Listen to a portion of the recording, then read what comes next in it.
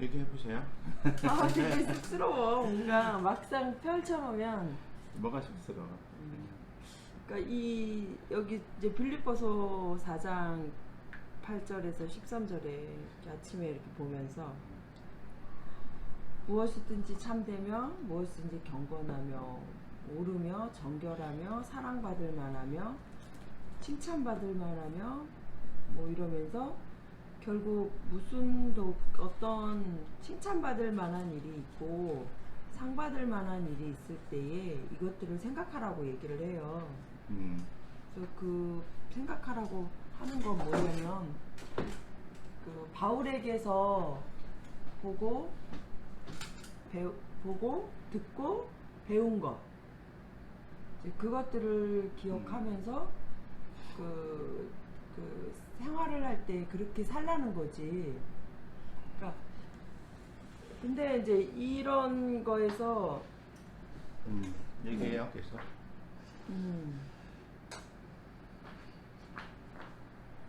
그러면서 이제 이 빌립보 교인들이 그 베드로를 향해서 바울을 향해서 그 어떤 그 작은 연보를 그러니까 뭔가를 이렇게 조금 그 연보를 하게 되는 것에 대해서 되게 그러니까 굉장히 기뻐하고 뭐 칭찬하고 뭐 이래요.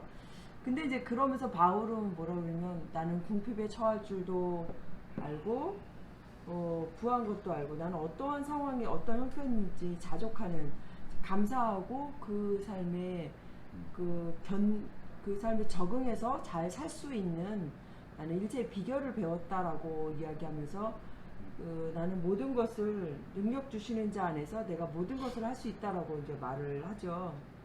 그러니까 근데 이제 이 말씀을 보면서 좀 고민이 좀 됐어요. 어떤 고민이 되냐면 분명히 이제 성경에서는 성경에서는 아니라 그 예수님을 믿으면 또 하려니까 힘들구만. 예수님을 믿으면 그 부해지고 오히려 이제 얘기가 흐름이 자꾸 끊어져. 괜찮아. 잘릴 거니까 내가 뭐 그러면 상관하지 않을게. 그러니까 무엇이든 그 부해지고 그다음에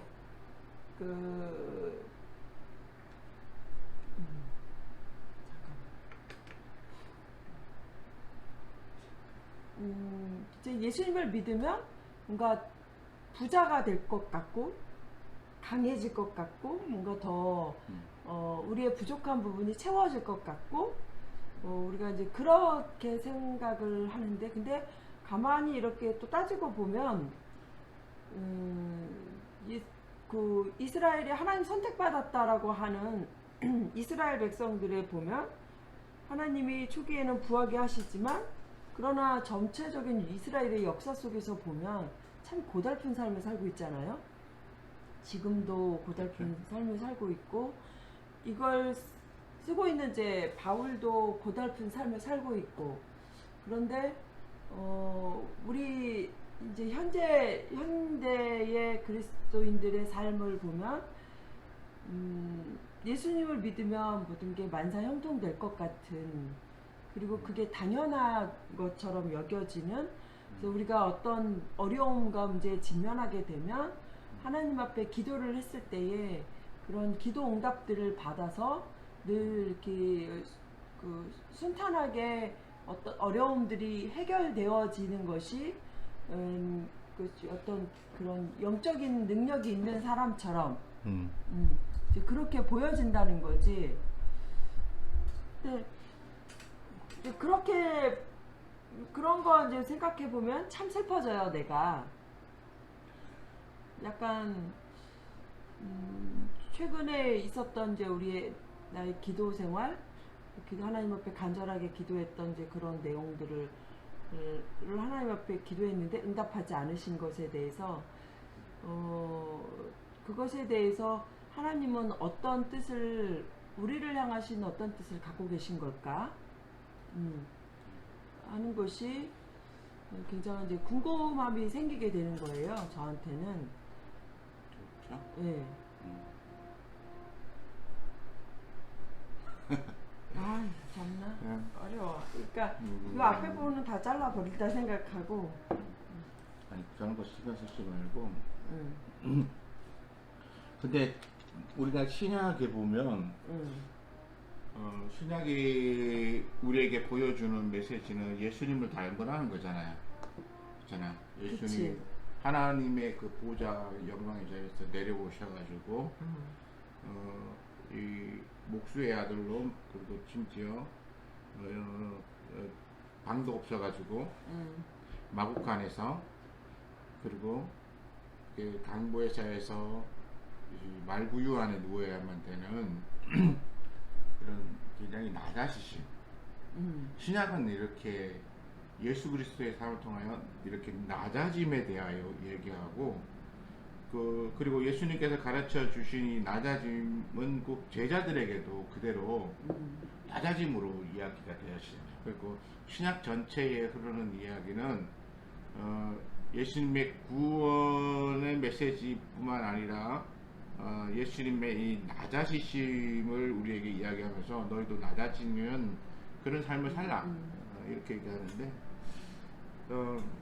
내가 이렇게 생각해보니까 구약은 좀 신약하고 던져주는 메시지가 좀 다른 것 같아.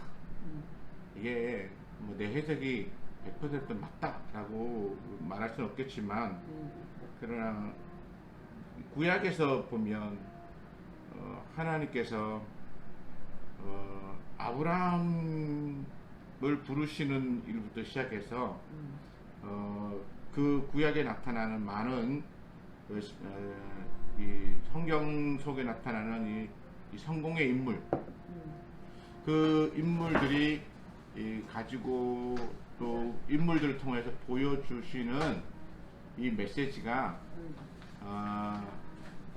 뭔가 성공을 이루는 메시지처럼 우리에게 들려진다는 거죠.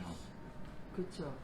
그러니까 아브라함을 부르시면서 아브라함에게 하나님이 약속한 게 두 가지 있잖아요. 두 가지. 네, 그러니까 후손에 대한 약속, 그러니까 땅에 대한 약속. 아들이 없는 자녀가 없는 이 아브라함에게 아들을 주겠다는 약속.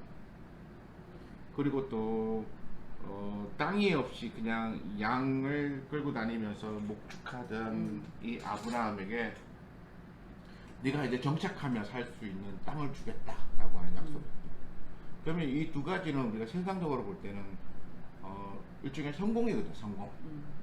그러니까 우리 한국에는 남아선호 사상이 지금 많이 없어지긴 했지만 그래도 여전히 아들이 있어야 된다라고 주장하시는 분들이 많단 말이야.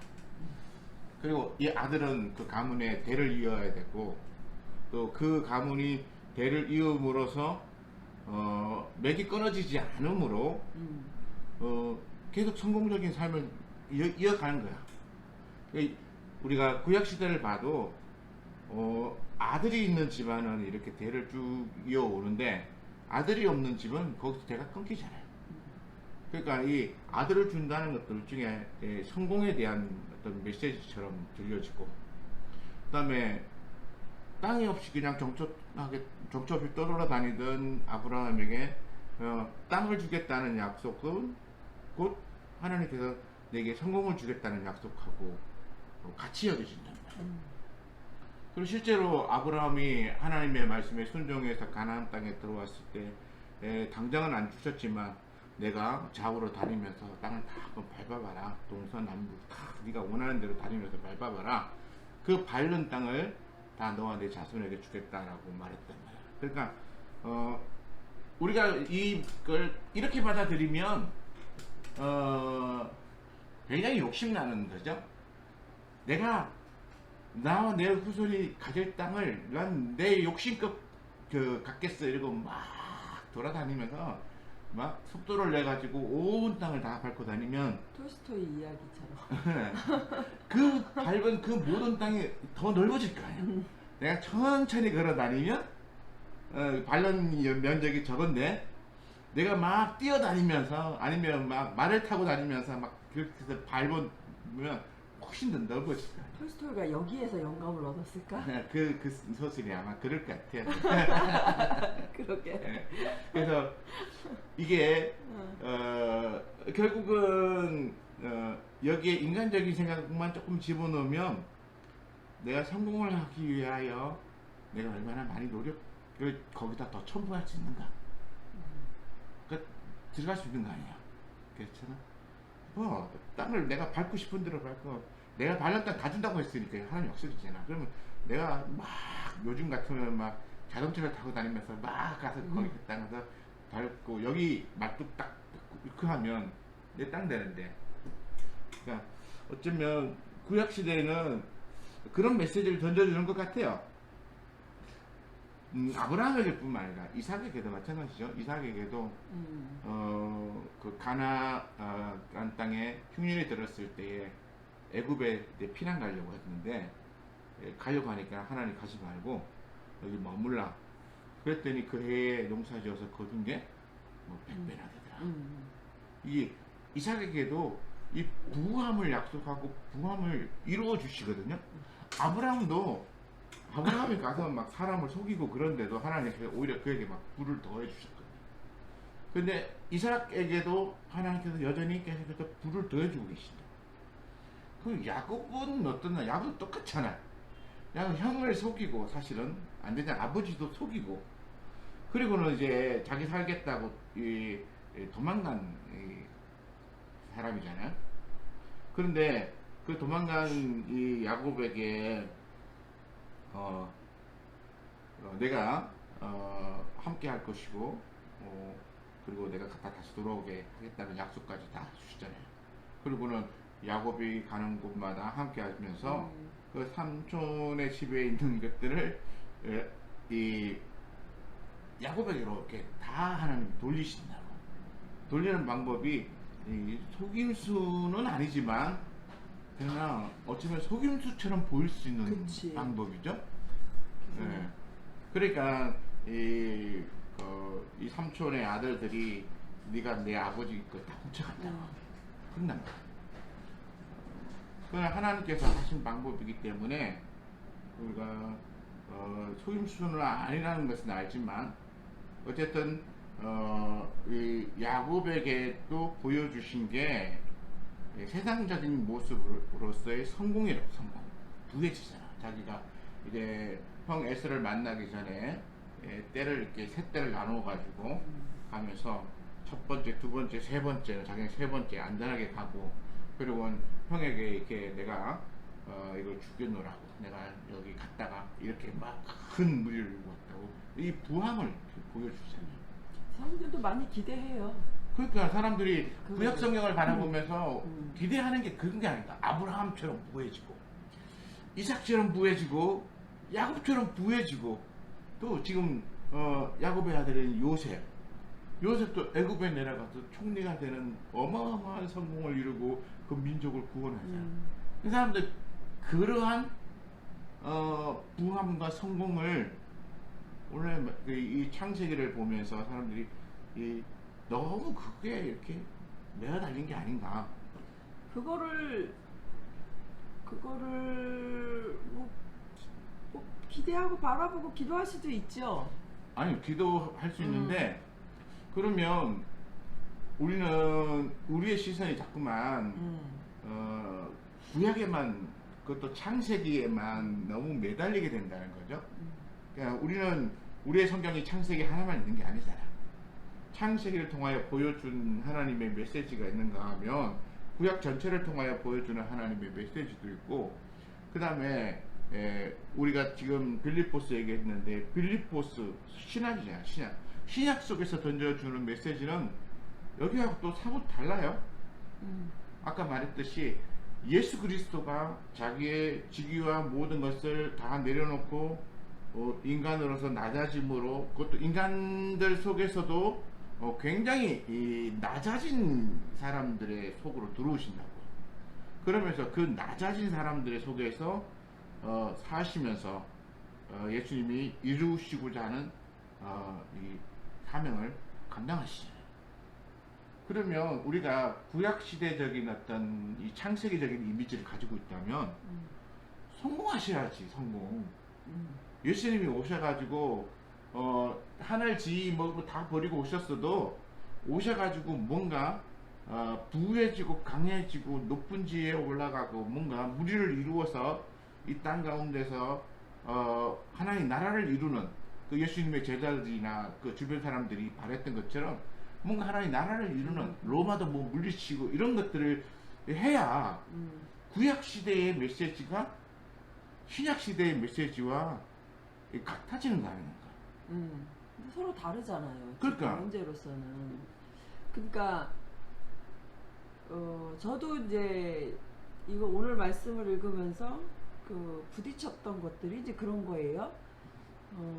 내가 믿었던 그 보편적으로 우리가 교회에서 이렇게 얘기하고 있는 하나님은 분명히 이제 부함을 얘기하고 있는데 부함도 있고 어떤 가난함 속에서의 그런 것도 능력도 있지만 근데 그 우리 형편을 이렇게 보면 참 우리의 기도에 대해서 응답하시지 않는 하나님, 그런 응답하지 않는 그 하나님은 과연 우리에게 무엇을 말씀하시는가? 그러니까 그런 거 생각하면 참 속상하기도 해요. 어느 나라나 있는 이제 신하들이 있단 말이에요. 그럼 이제 그런 신하들을 통해서 또는 옛 이야기들을 통해서 그거는 현실에서는 사실 일어날 수 없는 불가능한 일들이죠. 그런 일들을 통해서 주는 어떤 교훈들이 있어요. 교훈들이 있고 어떤 희망적인 것들이 있고 거기서 주는 세계관들이 있는 거죠. 그러니까 우리 성경에서 창세기에 나와 있는 것은 그 분명히 이제 그것을 통해서 이 우리 믿는 사람들에게 하나님이 주시는 분명한 메시지가 있단 말이에요. 근데 이 분명한 메시지가 있는데 우리는 너무 그거에 대해서 부하게 하신 것 또는 그 요셉처럼 자리를 높여주신 사건, 그 다음에 야곱애처럼 열심히 일했는데 그거를 이렇게 속여서 하나도 주지 않으려고 하는 그 삼촌으로부터 그 모든 수고한 20년을 다 모두 다 보상받는 이야기. 그래서 왠지 우리의 수고가 헛된 것 같이 보이지만 그러나 결코 하나님은 우리의 수고에 대해서 헛되게 하지 않고 보상해 주시고 또 우리가 거짓말을 속이려고 했던 그런 것들에 대해서 또 그 남을 속이면 또 그만큼 나도 속임을 받는다라고 하는 이런 초점들만 맞추게 되는데 근데 그런 거 말고 분명히 그런 이스라엘이 세워지는 어떤 그런 그러니까 이 성경 속에선 하나님이 주시려고 하는 게 분명히 있을 텐데 너무 여기에만 국한된 것 같다는 좀 생각이 들고요. 코가 너무 간지러워가지고 지금. 콧속이 간지러운 거야? 아니면 코 피부가 간지러워. 물티슈랑 닦아보고. 너무 간지러워.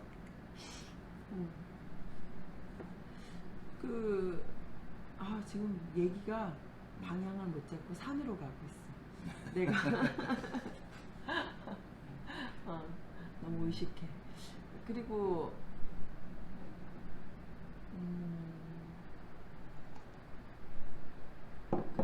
그러니까 그런 게 있으니까 왠지 그리고 또 하나님한테 기도하면 모든 것들을 응답해 주신다라고 꼭 그런 것만은 아니지 사실. 근데 하나님과 친밀한 사람들은 하나님의 그 삶을 형통케 하신다라고 하는 우리의 통념이 있기 때문에 그래서 지금 우리가 그 작은 교회를 이렇게 오랫동안 하고 있으니까 하나님은 왜 우리에게 이런 작은 교회를 오랫동안 하도록 허락하시는가에 대한 게 참 궁금해지는 거예요.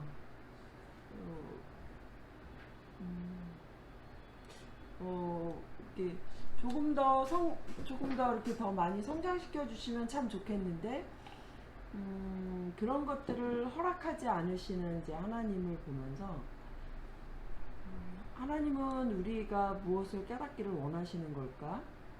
또 이 일체의 모든 환경 속에서 그 궁핍함과 또 비천도 처할 줄도 알고 풍부함도 처할 줄도 알고 배부름과 배고픔과 풍부와 궁핍 이 모든 것의 일체의 비결을 배웠다라고 하는 이 바울이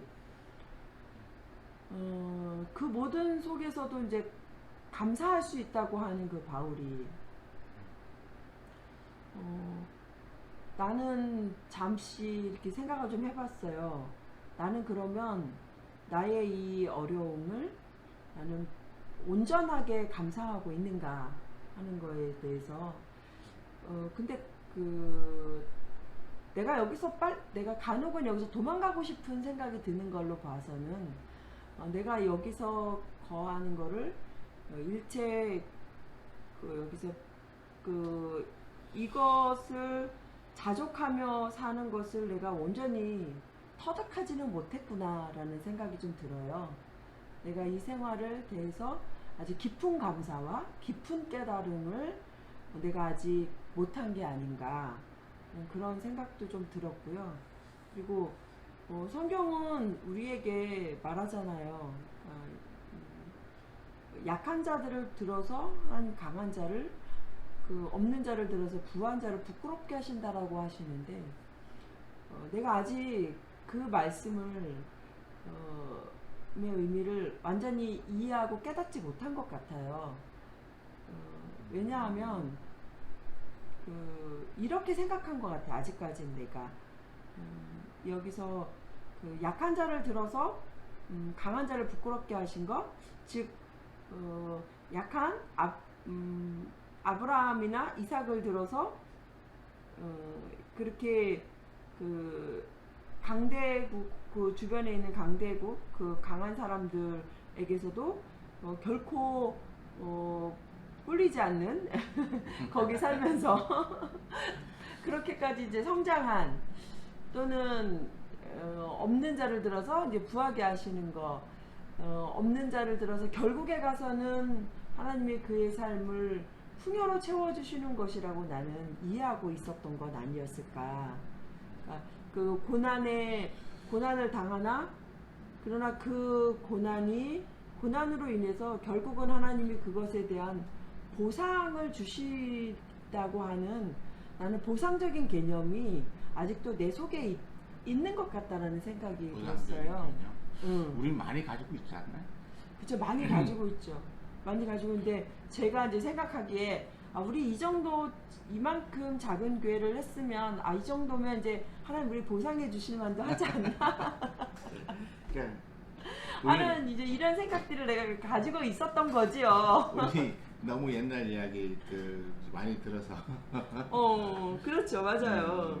그러다 보니까 그런 얘기를 가져다가 이제 성경 안에다가도 같은 걸 찾아내니까 하나님이 보상해 주는 부분, 그래서 하나님이 이렇게 한 자에게 내가 이렇게 보상해 주고 그렇게 한다는 것을 우리가 자꾸 뭐랄까 우리의 옛 이야기와 성경 이야기를 이렇게 겹쳐서 생각하다 보니까 하나님이 원하시는 뜻하고는 상관없이 내가 어떻게 보상을 받을 것인가에만 너무 관심을 갖게 되는 것 같은 게 아닌가 싶어요. 그렇죠. 그러니까 내가 그런 것은 아니다라고 얘기를 하면서도 내 속 깊은 곳에서는 그런 게 있었던 것 같다는 이제 생각이 드는 거예요. 이게 한 10년 정도 이렇게 되다 보니까 이 정도면 좀 인정받을 만하지 않을까? 뭐 이런 거죠. 근데 이제 바울을 보면서 그런 생각이 이제 벽에 부딪히게 되는 거예요. 바울은 그 모든 것들을 다 처했으나 내가 일체 자족하는 마음 비결을 그곳의 환경에 처할 줄도 알고 자족하는 마음도 가졌고 그리고 내게 능력 주시는 자 안에서 내가 모든 것을 할 수 있다라고 이제 그 말하는 이 바울이 내가 가지고 있는 이런 어떤 보상의 개념이 아니라 그냥 있는 그대로를 상황을 받아들이고 그런 있는 그대로의 상황 속에서 감사를 고백을 할 수 있는 바울. 그러니까 우리가 그렇게 하려면 예. 한 가지가 먼저 해결돼야 되는 게 있는 것 같아요. 뭐냐면 우리는 고생했으니까 또 내가 하나님을 향해서 이만큼 노력했으니까 나에게 이 정도 됐으면 하나님이 이제 응답해 주셔야 되지 않냐, 또 복을 주셔야 되지 않냐. 그러면 한 가지는 뭐냐면 내가 고생한 그 시간들이 과연 얼마쯤 돼야 하나님이 인정해 주실 만한 시간일까. 나는 고생 조금 해놓고는 이제 하나님 됐으니까 하나님 보상해달라고 하는 경우들이 너무나 많잖아요. 그러니까 이 부분에 대해서 하나님이 이 성경에는 우리에게 얼마큼의 기간을 고생해야 내가 너에게 보상해 주겠다 뭐 이런 건 그런 건 없죠. 없잖아요. 그런데 없고, 우리는 자꾸만 우리의 계산으로 그러니까 그것도 우리의 네. 계산이지 사실. 내가 요만큼 정말 힘들게 왔으니까 나는 이 정도면 됐다 이렇게 생각하는데 하나님은 뭔가 보상해 줄 뭐가 하나도 안 보이는 뭐 보상에 이런 어떤 쪼가리라도 하나 와야 되는데 그런 게 안 보이니까 우리는 자꾸 이제 실망하고 하나님이 왜 응답하지 않으실까? 이 정도 했으면 이제 보상도 이 정도 해주셔야 되는데 왜 안 해주실까?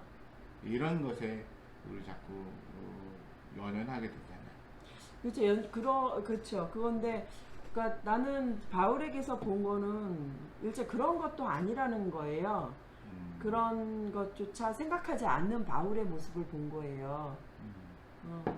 그러니까 바울의 관심사는 자기 자신에게 가 있지 않고 자신의 삶에 있지 않고 하나님에 있는 거죠. 성도들의 삶과 또 하나님의 나라에 있기 때문에